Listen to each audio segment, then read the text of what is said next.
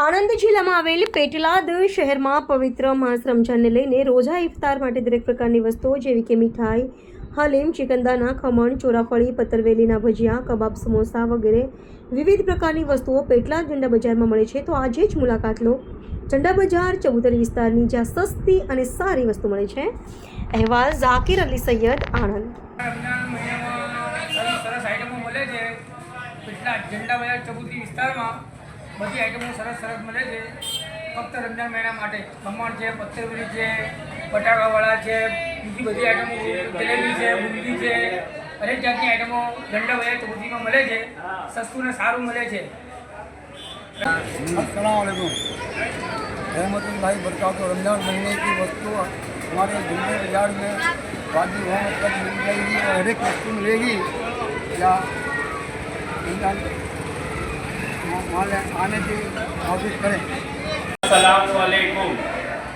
पेटलाद में रमज़ान मुबारक की खूब शुभकामनाएँ।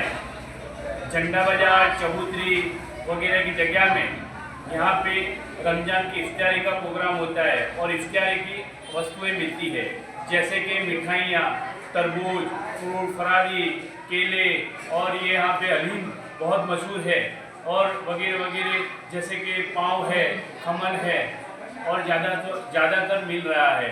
और यहाँ पे हज़ारों की तादाद में झंडा बाजार और चबूतरी के विस्तार में पब्लिक आती है, आजू बाजू गांव से, और बहुत लोग यहाँ पे खरीदी करने के लिए आते हैं, इफ्तारी का सामान लेते हैं और काफ़ी बढ़िया पब्लिक यहाँ पे देखी जा सकती है।